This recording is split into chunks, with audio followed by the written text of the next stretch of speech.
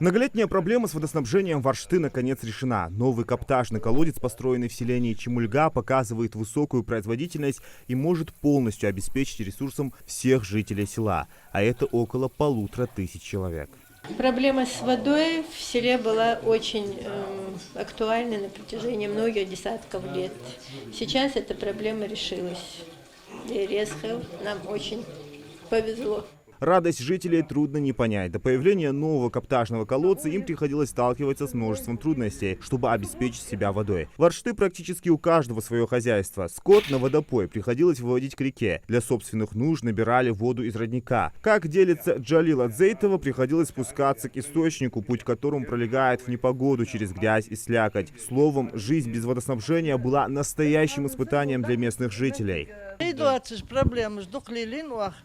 قول سخط العشوه سؤالي ترقيهن حلو ترقيهن شو خلدي إنس بيرش كيك دولت خانا واهتي هن شو بارا دولت خد مسخان حدواش خي دد شو دلن قانا هدي إنا هر حد أدواش دتخون يا خي. Теперь вопрос с водой практически решен. Власти региона на протяжении нескольких лет пытались справиться с этой проблемой. Вырыли несколько каптажных колодцев в самом селе, проложили водопроводную сеть и построили резервуар на 300 кубов. Однако все скважины были загрязнены сланцем, и специалисты пришли к мнению, что чистой воды в глубинах здесь нет. Проблему начали решать другим способом.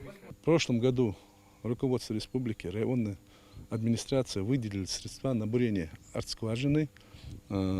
И решили мы пробурить скважину в сельском поселении Чемульги, так как специалисты пришли к выводу, что в сельском поселении Аршты в недрах нету артезианской воды. Из-за этого пришлось потратиться, выделены были 10 миллионов, пробурили скважину в прошлом году, и вода появилась у нас.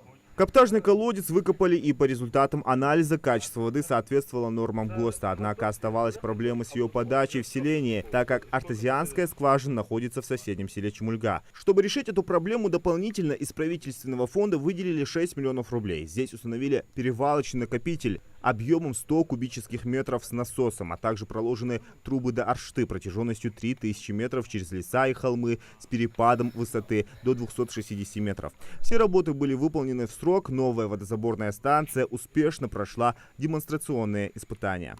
Подрядчик включил воду, мы подали ее в Аршты, наполнили 300-литровую бочку, и вот после этого он выключил все это, мы закрыли. И сейчас вопрос у нас стоит ее передачи в организацию, которая будет за ним ухаживать, следить. Это водоканал наш, Ингуш-водоканал. И они назначат специалиста, который здесь должен будет своевременно обслуживать, включать, когда надо, выключать. И вот сейчас все, можно сказать, я думаю, в селе, не думаю, а точно знаю, что будет вода для всех. Дебит нового каптажного колодца достаточно высок, а насос способен наполнить резервуар на новой водозаборной станции объемом 100 кубов в течение суток. Этого объема воды более чем достаточно для жителя Аршты, даже в дни с повышенным потреблением в жаркую погоду. А после передачи водозаборной станции единому оператору с водой проблем в селе Аршты больше не должно возникнуть. Учитывая все сложности этих работ, можно отметить значительное внимание, которое власти региона уделяет отдаленным населенным пунктам Ингушетии. Зелимхан Калоев, Адам Гулоев, Мухаммад Яндиев, Магаз 24.